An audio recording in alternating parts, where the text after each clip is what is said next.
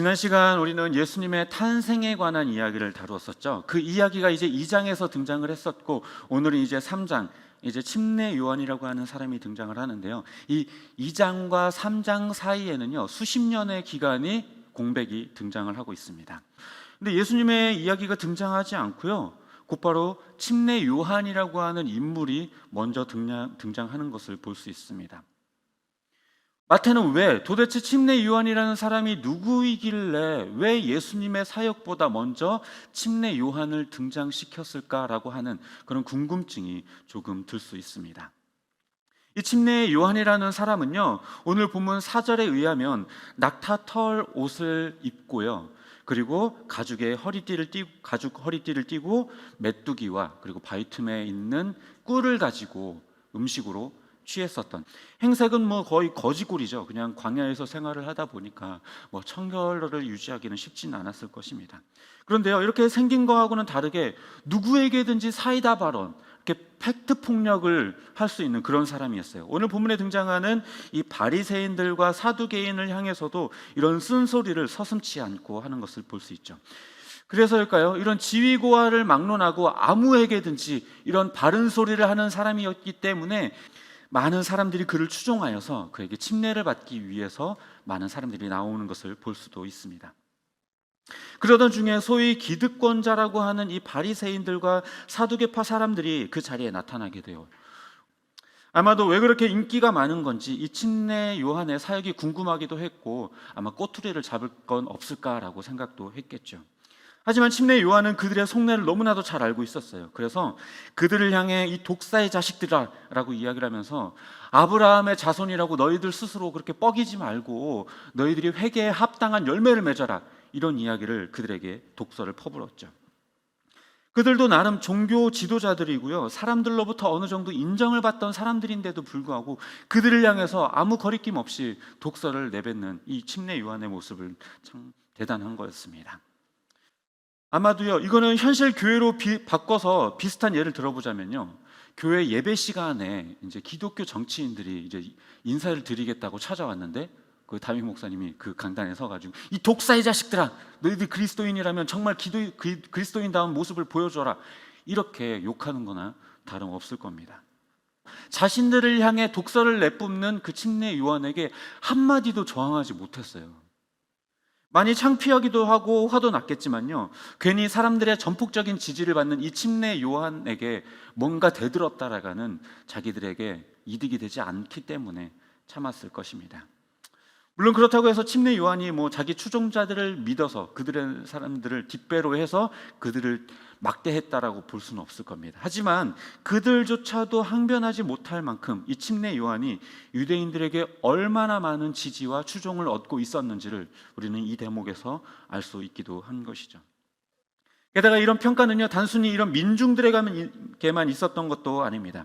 그 지역을 다스리던 사람이 누구였냐면 헤롯 안티파스라고 하는 사람인데요, 그조차도 이 침례 요한은 선지자로 여겨서 두려워서 함부로 대하지 못했습니다. 뿐만 아니라 이 사두개인과 바리새인들도 이 침례 요한을 함부로 건드리지 못했죠. 뿐만 아니라 예수님께서도 이 침례 요한을 가리켜서 여자가 낳은 자 중에 가장 큰 자다, 이렇게 이야기하기도 했습니다. 그런데 인기도 있고 추종자도 많은 이 침례 요한이 오늘 본문 11절에서 뭐라고 이야기를 하냐면, 내 뒤에 오시는 분은 나보다 더 능력이 있다. 그분은 성령과 불로 침례를 베푸실 것이다. 나는 그분의 신발을 드는 것조차도, 그 일을 하는 자격조차도 나는 될 수 없다, 이렇게 이야기를 하고 있는 것이죠. 게다가 마태는요, 이 3절에서 이사야 40장 3절의 말씀을 인용하면서 이 침례 요한의 등장이 구약에 예언된 일이고, 침례 요한은 그저 자기 뒤에 등장할 분의 길을 예비하는 사람에 불과했다라고 그렇게 이야기를 하고 있습니다. 그러니 이 글을 읽고 있는, 이 마태복음서를 읽고 있는 유대인들도 아마 깜짝 놀랐을 겁니다. 아니, 우리가 그렇게 존경하는 침례 요한이 도대체 왜 누군가를 향해서 이렇게 칭송하고 있을까, 이런 생각을 했을 겁니다. 결과적으로 마태는요, 이 예수님보다 침례 요한을 3장에서 먼저 등장시켜서 한 장을 할애하면서까지 이 사람에 대해서 기록하고 있는 이유는요, 침례 요한이라고 하는 사람을 보여주기 위해서 기록하는 것이 아니라 예수님에 대해서 강조하기 위해서 침례 요한을 이렇게 등장시키고 있는 겁니다. 다시 말해서 예수님은 이 너희들이 존경하는 침례 요한보다도 훨씬 더 위대하신 분이다라는 것을 보여주고 있는 것입니다. 마치 사회자가 뒤에 등장할 주인공을 소개하기 전에 자기 소개를 하고 이제 주인공을 소개하는 것과 같다라고 말할 수 있을 것이죠. 이 침례 요한의 모습을 통해서 우리는 한 가지를 깨달을 수 있어요. 그것은 인간이 아무리 대단하고 뛰어나다고 할지라도 인간에 불과하다. 메시아가 될 수 없다. 신이 될 수 없다라는 것을 우리에게 보여줍니다. 그런데 이 침례 요한과 다르게 바리새인과 사두개인의 모습들은요, 상당히 거만하고 형식적이었어요. 그리고 사람들로부터 칭찬을 받다 보니까 자기들의 권위와 권력이 높아짐에 따라서 사람들을 무시하고 자기들의 가진 것들을 더 추구하려고 하고 더 가지려고 하고 움켜쥐려고만 했었던 그런 모습들을 그들은 가지고 있었습니다. 아마도 그들도 처음부터 그러진 않았을 거예요. 이 바리새인들이라고 하는 사람은요, 원래 포로 시대 이후에 하나님의 말씀을 잘 지켜서 하나님의 뜻대로 사는 백성이 되자라고 하는 경건주의 운동과 같은 것으로 시작된 거였어요. 또 사두개인들은요, 원래는 제사장 집단이었어요. 하나님께 제사를 드리고 예배하면서 그렇게 거룩하게 구별된 이른바 성직자라고 스스로를 굉장히 자처하는 그런 사람들이었습니다. 하지만 점점 제사장 집안이라고 하는 그런 우월주의에 빠지게 되고 자기들이 가진 그 권력과 그리고 부와 이런 것들을 더욱더 축적하고 정치적인 힘을 키우는 것에 더 혈안이 되어져 버렸습니다. 이렇게 바리새인들과 사두개인들은요, 종교적으로는 나름 지도자 그룹이 되었고 경제적으로도 부유층에 속하는 그런 기득권으로 자리 잡게 되었고요, 정치적으로도 나름의 권력과 목소리를 가진 그런 집단이 되었습니다. 자신들의 부가 쌓여가고 영향력이 생겨나고 사람들로부터 존경을 받게 되면서 그렇게 조금씩 타협하고 변질되어져 갔던 것입니다. 그런데요, 어떻게 생각해보면, 세상적으로 생각해본다면요, 이들의 변질이 훨씬 더 인간적이고 당연한 것일지도 모르겠습니다. 인기로 따지자면요, 침례 요한의 이 인기는 타의 추종을 불허해요. 이 바리새인과 사두개인 잽도 안 됩니다. 그만큼의 대단한 인기와 지지를 얻었던 사람이 바로 이 침례 요한이었어요. 그렇기 때문에 이 정도 인기였으면요, 사실 무슨 말을 하더라도 그 추종자들은 침례 요한을 무조건 믿고 아마 신뢰하게 되었을 거예요. 그러면 자기 입맛에 맞게 사람들을 조종하고 자기가 원하는 것을 갖기 위해 사람들을 이용할 수도 있었을 것입니다. 어쩌면 정치적으로 힘을 가질 수도 있었을 것이고 사람들을 선동해서 로마를 물리치고 유대 나라를 되찾는 혁명을 일으키는, 그렇게 했을 수도 있을 것입니다. 게다가 자기 인기를 예수님께 빼앗기지 않기 위해서요, 뒤에 오는 사람 별거 아니야 그러면서 예수님에 대해서 험담하고 내가 훨씬 더 위대한 선지자야 라고 하는 것을 드러내면서 그렇게 자기의 인기를 지키려 했을 수도 있을 것입니다. 더 나아가서 기득권 세력들을 다 부셔버리고 자기가 그 자리에 앉으려고 했을 수도 있을 거예요. 하지만 침례 요한은요, 자기 뒤에 오는 분의 신발을 자기는 들고 다닐 자격도 되지 않는다라고 말하면서 자기 스스로를 굉장히 낮추는 겸손한 사람이었고요, 자기의 인기를 악용해서 부를 축적하거나 사람들을 선동하거나 권력을 탐하거나 하지 않았고 상당히 청빈한 삶을 살았습니다. 어쩌면 자기 인기를 통해서 궁궐 같은 곳에서 살면서 비단 옷을 지어 입고 정말 호화로운 음식들을 먹으면서 그렇게 살 수도 있었겠지만요, 그는 낙타 털옷을 입고 메뚜기와 돌틈 사이에 꿀을 먹으면서 그렇게 광야에서 생활했습니다. 당대에 최고로 인기가 많은 침례 요한이었지만 그럼에도 그는 자기가 한낱 인간에 불과할 뿐 메시아가 아니라는 것을 너무나도 잘 알고 있었습니다.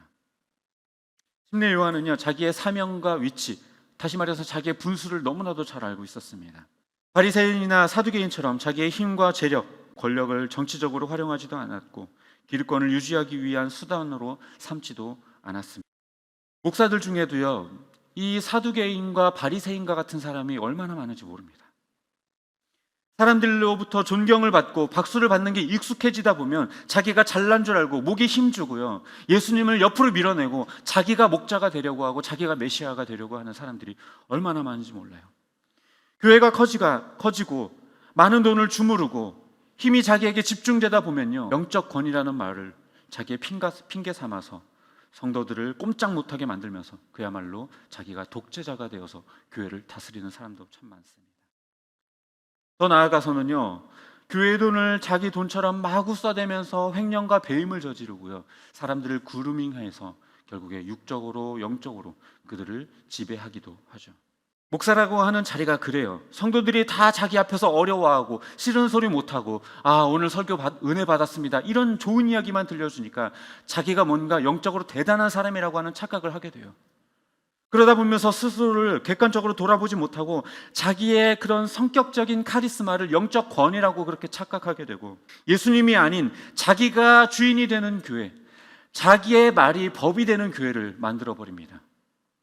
그렇게 브레이크가 걸리지 않게 되다 보면 목사도 자기 마음대로 돈 쓰고 사람들을 현혹시키고 그루밍해서 성범죄를 일으키고 영적으로 육적으로 그렇게 농락해 버리는 그런 사람이 되게 되는 것이죠. 하지만 이거는요, 단순히 목사들에게만 해당되는 이야기도 아니에요. 성도들도요, 그런 사람 많습니다.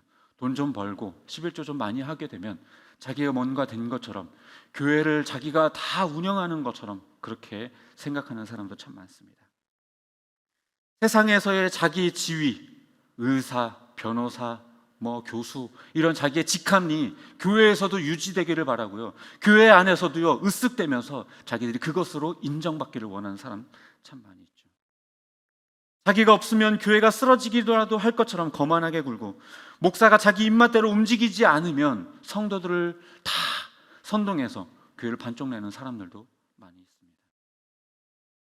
교회에서 장로, 권사 이런 직분 좀 받고 리더 교육 좀 마치고 나면요, 일반 평신도들을 보면서 참 깔아보고 이렇게 생각하는 사람도 참 많이 있죠. 왜 이렇게 되냐면요, 침례 요한처럼 하나님 앞에 자기를 내려놓지 못하기 때문에 그렇습니다. 바리새인과 사두개인처럼 자기가 가진 것들로 자기를 평가하고 자기의 지식과 돈과 권력이, 그 인기가 마치 하늘을 넘어서는 것처럼 착각해버리게 되는 것이죠. 우리는요, 이 침례 요한과 같이 이런 고백을 할 수 있어야 돼요. 내 뒤에 오실 분은 나보다 능력이 크시다. 나는 그분의 신발을 들고 다닐 자격도 되지 않다. 하나님, 우리는 죄인입니다. 나는 그저 주를 전하는 종에 불과합니다. 내 위에 하나님이 계시고 나보다 하나님이 크시며 나는 아무리 대단한 사람이라고 할지라도 하나님과 비교할 수 없는 그런 죄인입니다 라고 고백할 수 있어야 해요.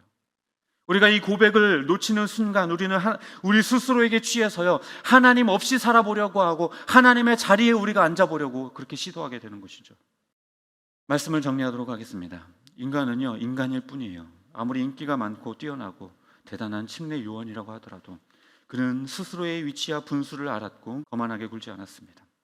하지만 바리새인과 사두개인은요, 자신의 능력과 재력, 권력에 취해버려서 거만하게 굴고 형식적인 신앙생활을 통하면서 사람들에게 인기를 끌고 사람들의 이목만 신경 쓰는 그런 사람이 되어버렸죠. 자기들의 기득권을 유지하면서 침례 요한과 예수님을 경계하고 결국에 자기들의 힘과 권력을 통해 예수님을 십자가에 못 박기까지 했죠. 예수님을 믿는 사람이라면요, 자기가 하나님 앞에 얼마나 더럽고 추악하며 약하고 어리석은 존재인가를 깨닫는 게 너무나도 당연해요. 하나님 앞에 서게 되면 더 작아지고 낮아지고 겸손해질 수밖에 없어요. 남과 비교하면서 어떻게 나의 잘남을 찾고 다른 사람과의 그 비교를 통해서 나의 우월함을 찾는, 어떻게 그런 사람이 될 수 있을까요? 하나님을 경험한 사람이라면요, 절대 그럴 수 없습니다. 아무리 우리가 많은 지식을 가졌다고 하더라도 하나님의 무지함보다 어리석고요, 우리가 아무리 많은 재산을 가졌다고 해도 만물을 창조한 하나님의 풍요로움보다는 궁핍하며, 우리가 아무리 큰 능력을 가졌다고 하더라도 이 세상 모든 만물을 다스리는 하나님의 능력에는요, 한참 못 미칩니다. 우리가 뭐라고? 우리가 가진 지식, 우리가 가진 재력, 우리가 가진 명예, 권력, 그것이 얼마나 대단하다고, 뭐라도 된 것처럼 왜 다른 사람들과 비교하면서 그들을 깔아보고 무시하고 나의 잘남을 드러내려고 하고 우월주의에 빠져서 왜 그럴까요? 다른 사람들을 정죄하고. 침례 요한은요, 나는 예수님의 신발을 들 자격도 되지 못하는 자다라고 고백했고, 사도 바울도요, 나는 죄인 중에 괴수다라고 고백했습니다. 우리가 아는 것처럼 침례 요한과 사도 바울은요, 대단한 사람이었고 이 성경에 기록된 사람들 가운데에서도 정말 위대한 사람의 이름으로 남은 자들입니다. 그럼에도 불구하고 그들 스스로 하나님 앞에서 낮추는 사람이었어요. 이게 바로 하나님 앞에 서본 경험이 있느냐 없느냐의 차이입니다. 하나님의 존재 앞에 벌벌 떨어본 경험, 그분의 광대하심과 순결함과 거룩함과 장엄함을 느껴본 그 경험이 있다라고 한다면요, 절대로 하나님 앞에 내가 무언가 된 사람처럼 절대 그렇게 거만해질 수 없어요. 다른 사람들을 정죄하고요, 다른 사람들을 무시하고요, 나의 잘남을 드러내는 사람이 결코 될 수가 없습니다. 그분의 우레와 같은 음성 앞에 한치의 거짓과 실수 없는 그 지엄한 말씀 앞에 서보았다면 어떻게 하나님을 제치고 우리가 그 자리에 앉을 생각을 할 수 있겠습니까? 우리가 바리새인과 사두개인처럼 그렇게 변질되는 이유는요, 우리가 하나님 앞에 서본 경험이 없기 때문이에요. 우리가 남을 정죄하고 남을 무시하고 나의 잘남을 드러내는 일, 왜 그러냐면 우리가 하나님 앞에 서본 경험이 없기 때문에 그렇습니다. 우리가 하나님 앞에 서본 경험이 있다면요, 결코 다른 사람들을 무시하고 나의 잘남을 드러내면서 자랑하고 우월주의에 빠지는 사람이 될 수 없습니다.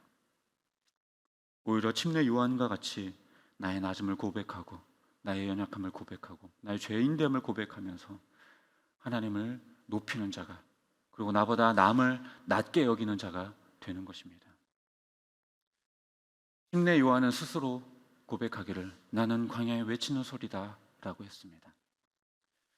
여러분의 정체성은 무엇입니까? 바리새인과 사두개인처럼 광장에서 외치는 소리입니까? 아니면 침례 요한처럼 광야에서 외치는 소리입니까?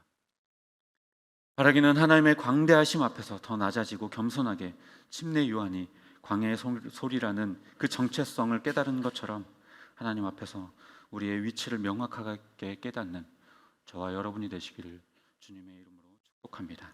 기도하겠습니다.